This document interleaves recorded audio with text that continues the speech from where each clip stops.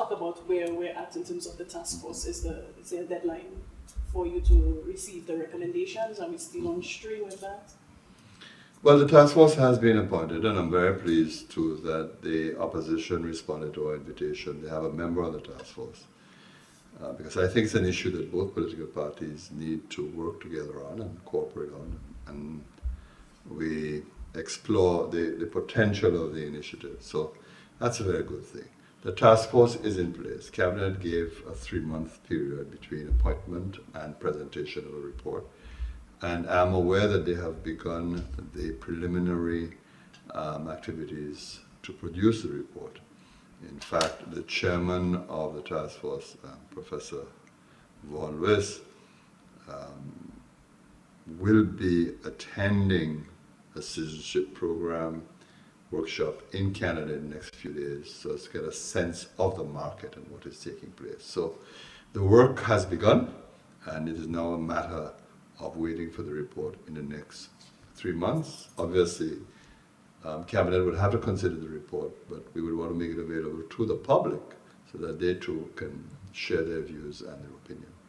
Okay, I know you've touched on this before, but since it's our first time with you on this matter, we know this issue is one that initially government said no to, and of course you've since reconsidered that position. Right. Could you just tell me why you feel it was necessary to do that?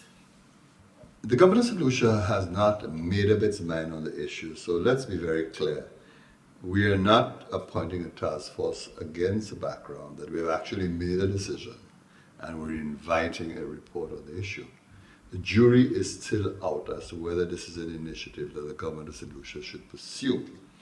Obviously, our economic circumstances have changed. I think you are aware that we're going through a very stressful period, although we're beginning to see some signs of progress, but it's going to take some time before the country comes out of the economic doldrums that we are currently experiencing. But there are signs of progress.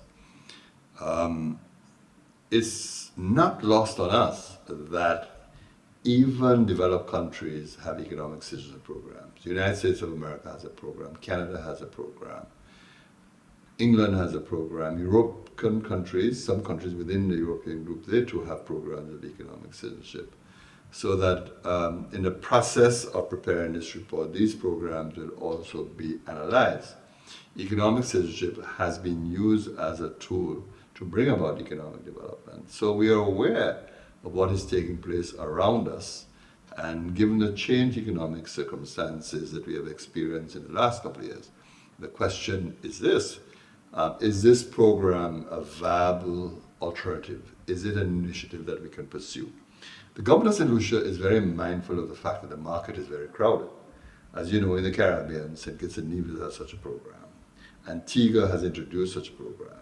Dominica has had a program for several years, and now the government of Grenada has also entered into the market. So there are a lot of countries with economic citizenship programs, and my concern has always been that if ever St. Lucia decides to go that route, we need to ensure that we do everything to protect the honor and integrity of St. Lucia. St. Lucia's reputation for me is sacred. It is a resource that we have. There's a lot of respect, a lot of admiration for St. Lucia, and it is vital that we maintain our reputation in the marketplace and we do nothing to contaminate it or to compromise it. It's interesting that you would say that because it leads to my next question. I know that Prime Minister Gonzalez, when asked about potentially introducing such a program, he said that he described it as superficially attractive at best, and I think it was for the very reason that there was so much abuse of the system. So is this something that you have instructed the task force to look at? Because we know that even the U.S. Treasury a few months ago said that the program in St. Kitts, it opened the doors to Iranians buying citizenship, and this was linked to multi-million-dollar fraud. Sure. So what is in place, and how have you instructed the task force going forward to ensure that this type of regulatory... Okay, let's take a last point. I can't instruct the task force at this stage. The task force is examining the proposition, examining the issue as to whether you should establish economic citizenship. And I can't prejudge the task force. So we have to allow them to do their work and see what they come up with. Obviously, the task force will be mindful of recent developments regarding citizenship programs in other countries. And if they make recommendations to move in that direction, then presumably they will make recommendations against the background of the potential pitfalls and, of course, the potential for abuse. That having been said, however, we have taken the precaution of appointing an American attorney on our task force, precisely to provide us with a window of thinking in the United States and to reassure the United States that we would want to work with them very closely if we decide to implement such a program. Obviously, we have to be very mindful of concerns by the United States, and we wouldn't want any program that could compromise their interests at all. As I said earlier on, the United States too makes judgments about economic citizens. I mean, there are hundreds of Chinese who migrate to the US on the basis of economic citizenship, on the basis of investment in the United States. They have an elaborate program. And so we need to bear in mind that as the United States assesses our own program, they will also do it against the historical use of that initiative in their own country, in the United States itself. So that I think we have to be clear about. Now, as to the comments of my dear friend Ralph Gonzalez, historically, Prime Minister Gonzalez has always opposed economic citizenship. But let's be realistic. While there are issues with economic citizenship, and there's no question about that, at the same time, governments in the region have always practiced some form of economic citizenship, albeit by making use of residency arrangements. We all attract foreign investors. We all attract nationals from overseas who buy property in our respective jurisdictions. And when such individuals buy properties costing millions of dollars, it is usually the case that we want to provide them with security of residence so that they can enjoy their investments in the region. And we do so by a variety of means. We provide them with permanent residence. After permanent residence, when they qualify, we provide them with citizenship. And when those decisions are being made, we are not unmindful of the fact that these are significant investors. So that in a sense, even if one may be distant from the program, the reality is that when decisions are being made about citizenship, we consider the investment that these individuals make in our respective countries. So I understand full well the anxieties and concerns of Prime Minister Gonzalez.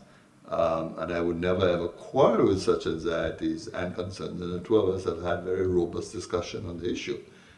At the same time, I would say that such initiatives are not as far-fetched as first appears to be the case.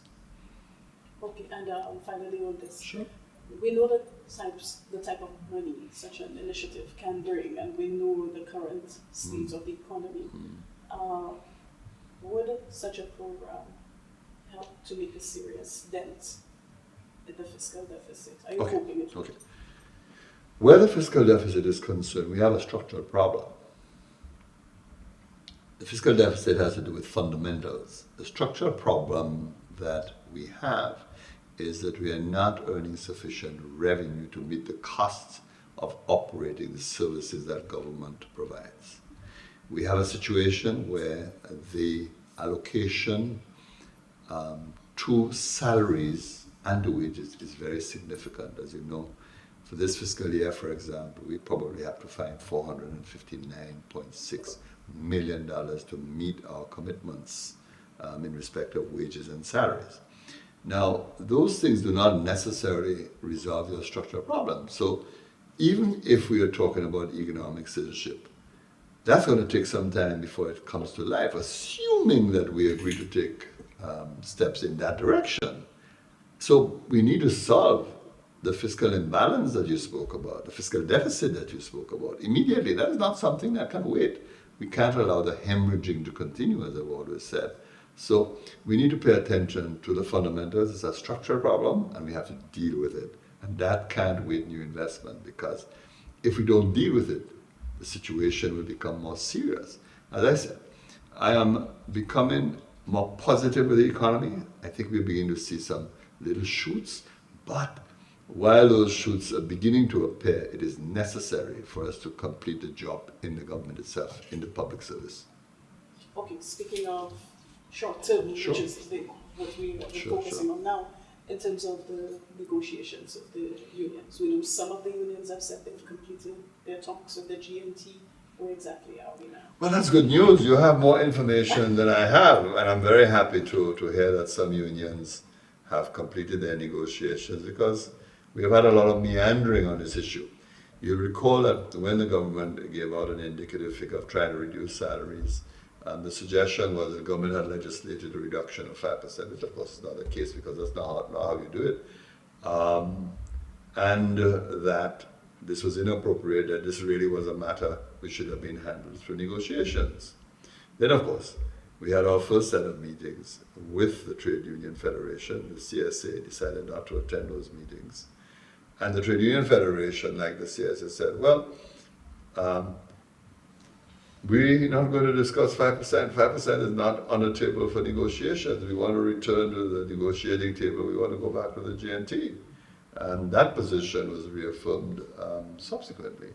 Now I'm being advised that the president of one of the unions has said, well, 5% is not on the table. That's a budgetary issue. That's not a matter for discussion. Now, there was a promise that we will try to complete negotiations within 2 weeks. Of course, that has not happened.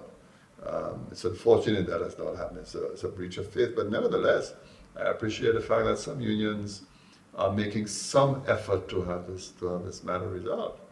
And I think fairly soon the government will be in a position to say where it stands and what action it will take to deal with the situation.